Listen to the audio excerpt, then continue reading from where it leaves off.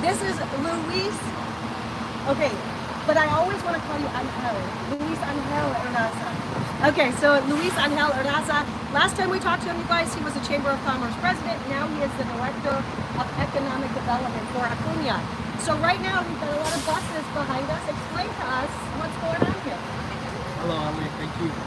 Well, we're making this big effort between Mexico and U.S.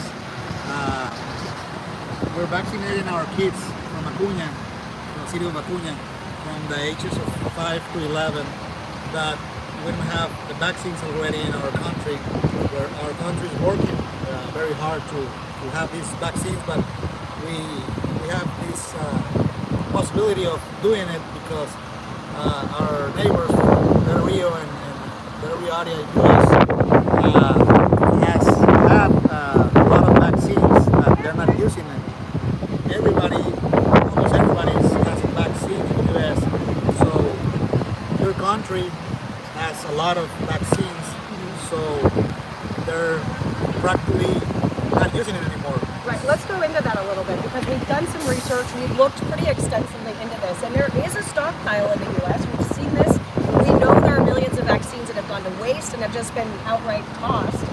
So right now, we're utilizing those vaccines, and you said, explain to me the analogy you used with the thirsty man. Explain that. Well, it's just, you have a thirsty man, you have a glass of water. We're just making effort to put it together here. So you have the vaccines that they are already ready with everything, with all the supplies to put it. Nobody is using it there.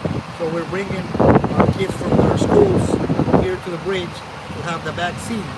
So these are really, really nice of you, the United States, to help us to make this happen.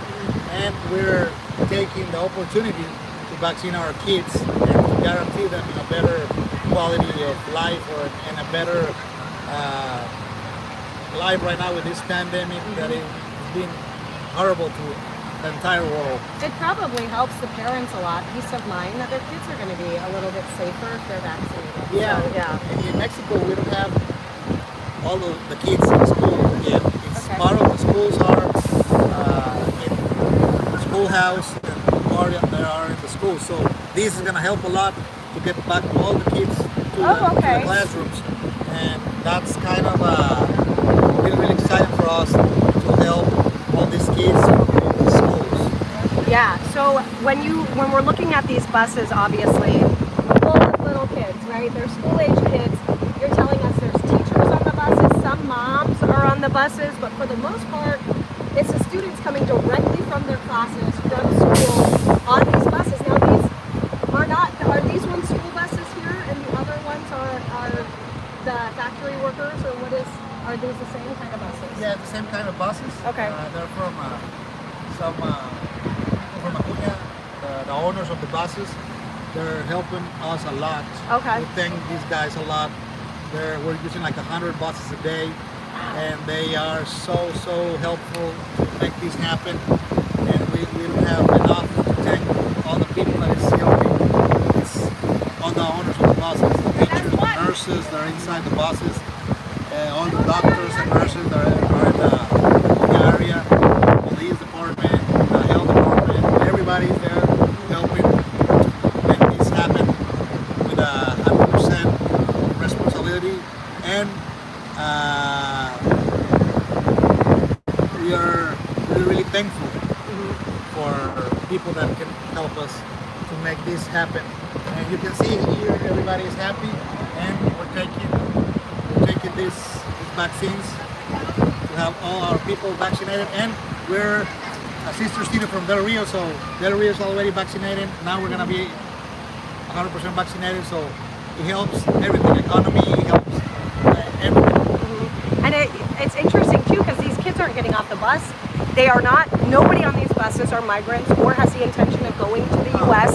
They're all Mexican nationals. These buses are here to do this vaccination, and it's a joint effort with the U.S. We have American nurses here, so it's kind of on the U.S. side of the bridge here that you guys are staging this. Now, how many days have you been doing this? I know last week you were doing it as well. Yeah, 5 days, Okay. and we're gonna end on Thursday. And how many are you doing about a day? Like 4,500 to 5,000. 4,500 to 5,000 kids a day. Wow, that's incredible. And you know, people are talking about taxpayer dollars, things like that. And we've been having that discussion, Luis, and it's very important that people know these buses are 100% donated from the Mexico side through people Luis knows, through the company that's allowing this, but also the vaccines, they're going in the trash. We know Americans aren't really getting vaccinated at this juncture. So these vaccines have already been paid for. They are getting ready to be dumped in the trash.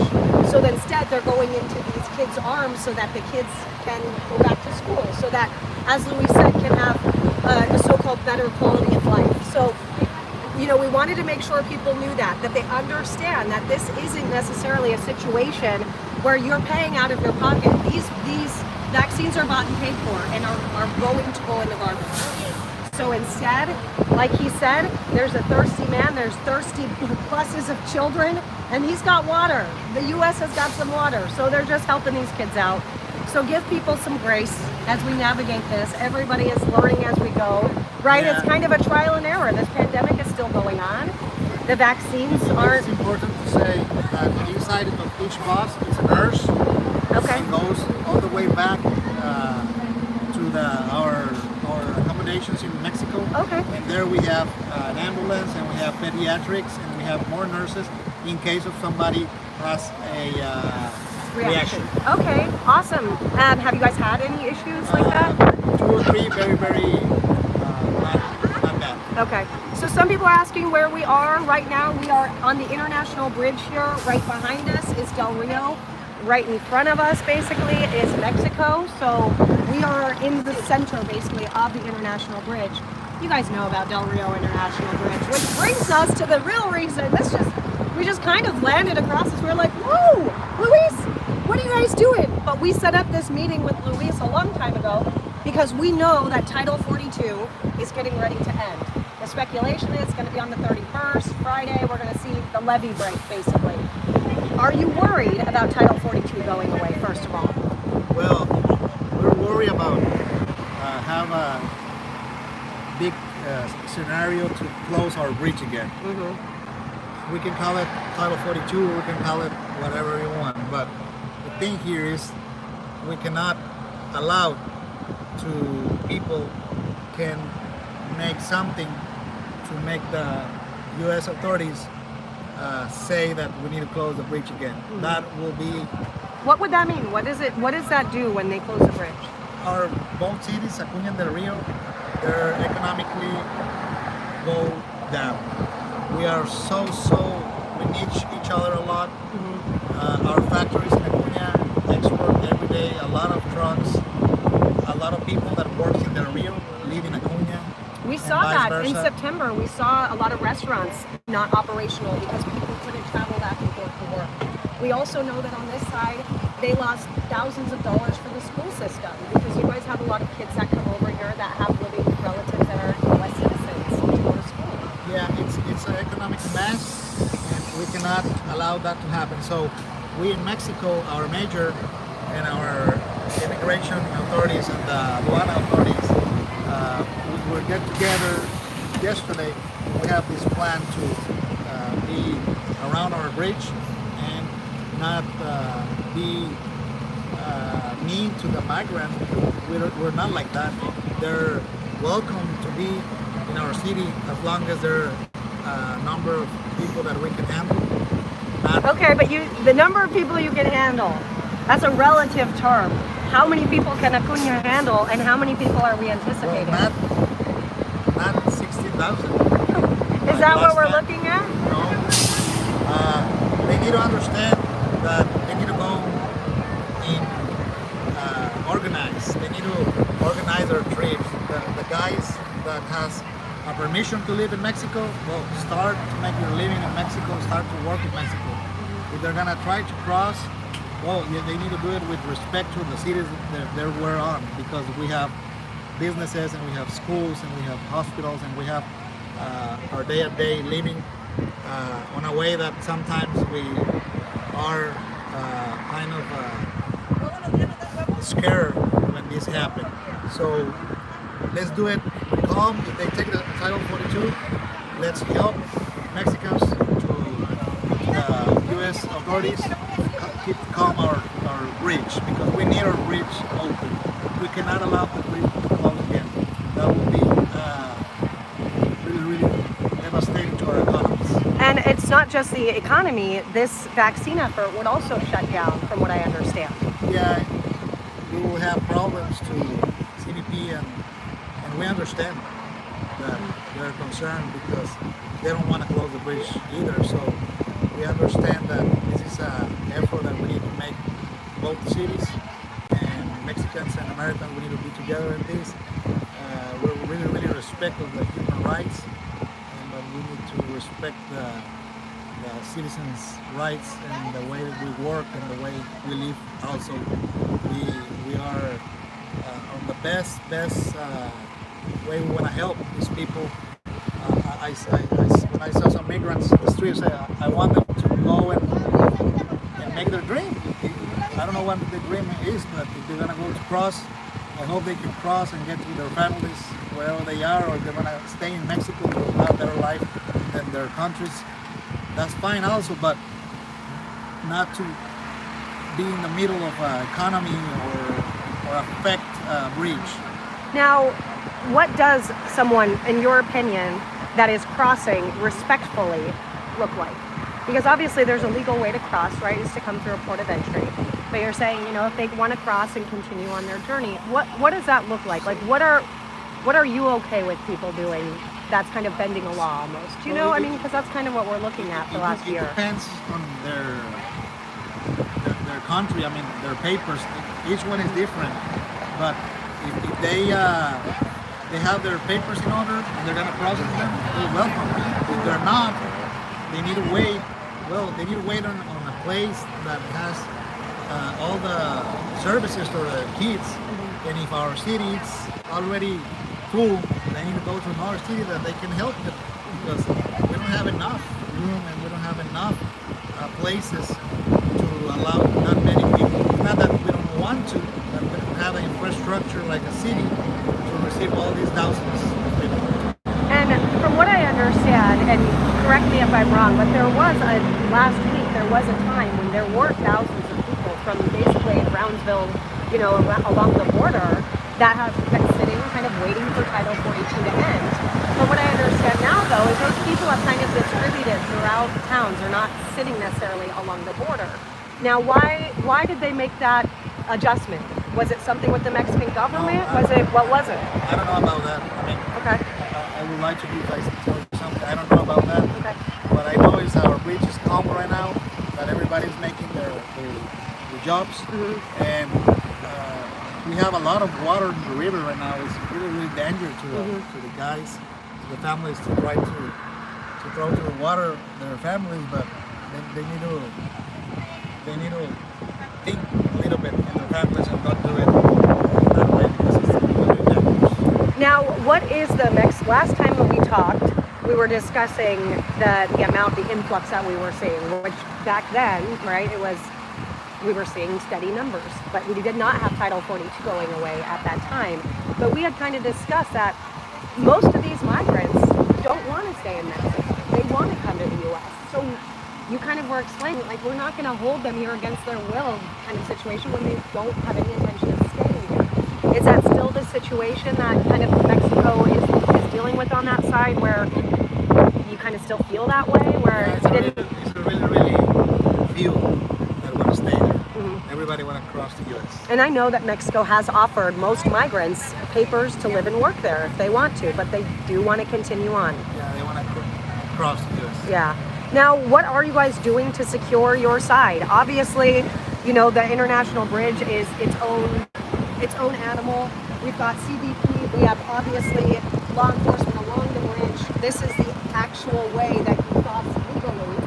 A lot of people don't do that, right? We see them crossing the river, things like that. So what's in place on the Mexico side to make sure that this levee doesn't break and we don't get 16,000 people walking across the Weir Dam again? Well, there's a lot of security on the points that they cross on the river, and we're telling them that it's not safe. They don't do it. they need to understand that they put in their lives at risk.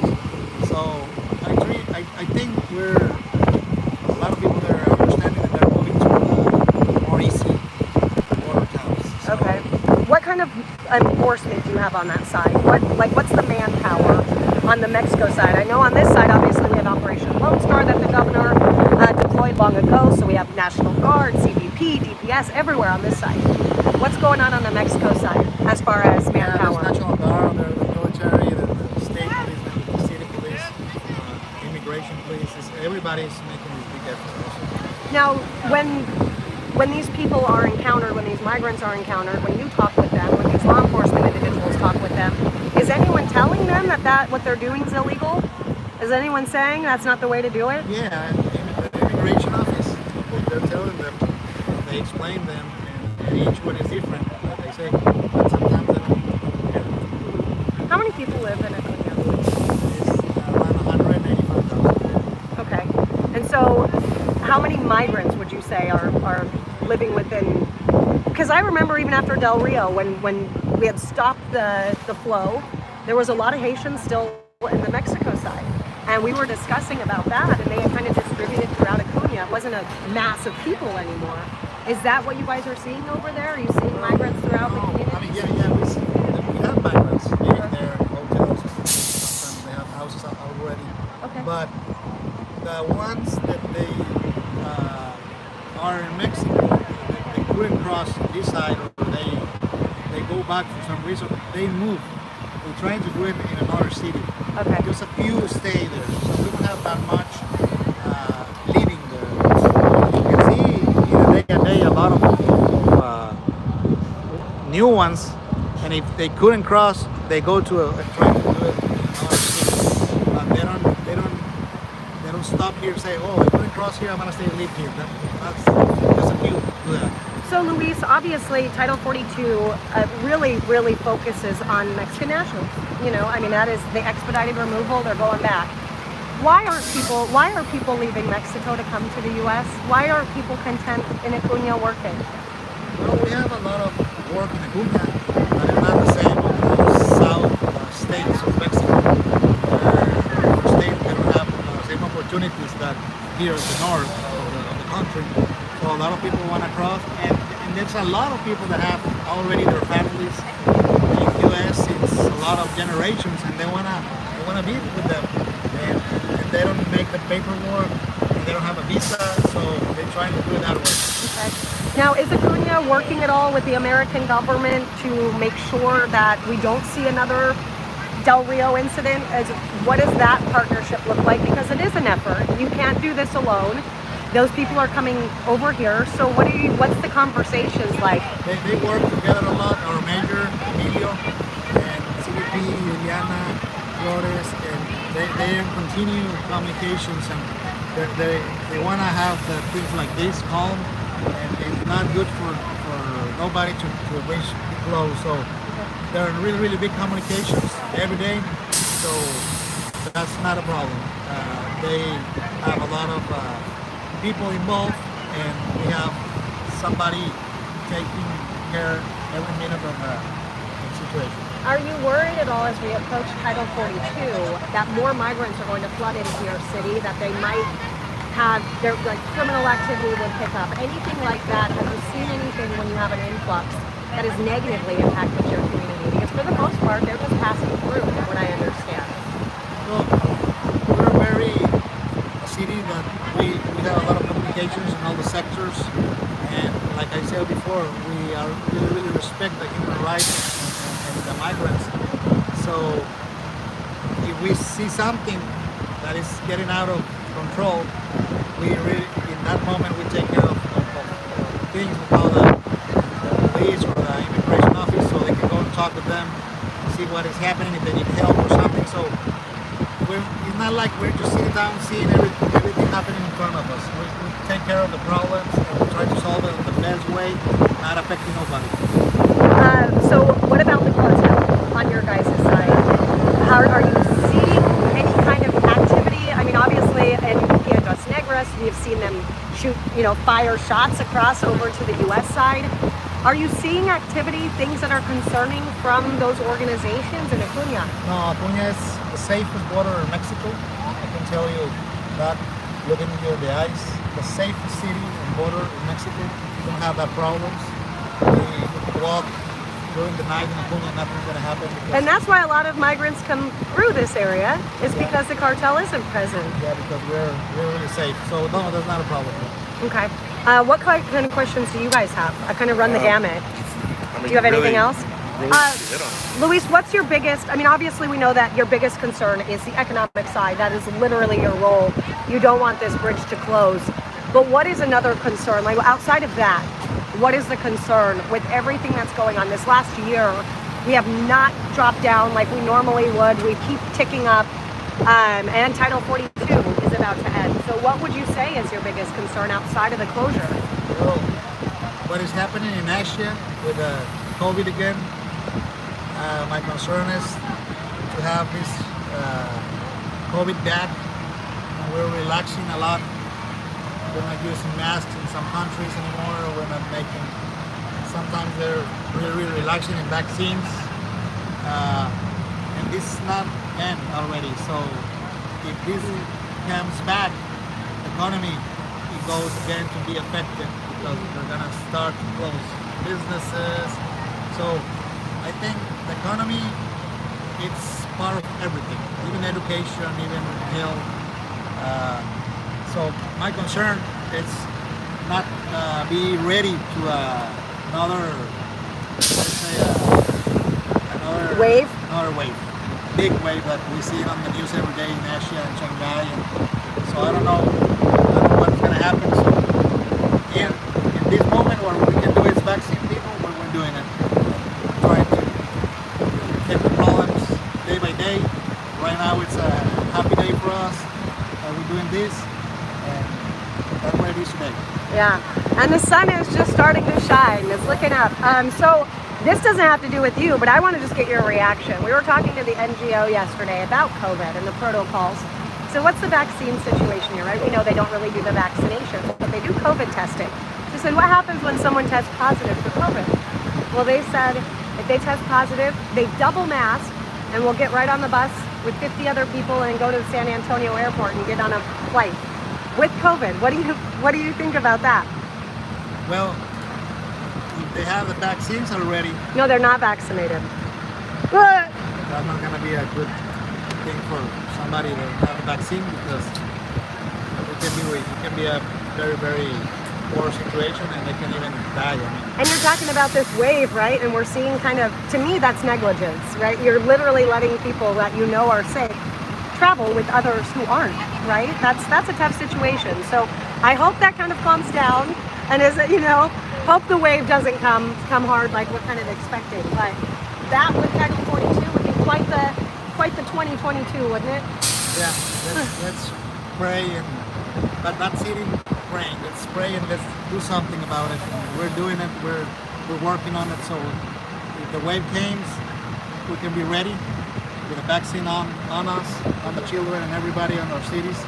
And economically, I don't know if it's possible to be worse than last year, but we're ready. We're ready to handle whatever it is. Okay, awesome. Anything else, guys? You want to share anything else, Luis? No, just thank you, Ali, to be here and to always be around Del Rio and Acuña and to inform all your followers the real thing that is happening in our area. Yeah, the good, bad, and the ugly, right? And today, this is something that we get to call a win. Something that you said we're happy and it's a good day. All right, Luis, thank you, my friend. Thank you. We're signing off.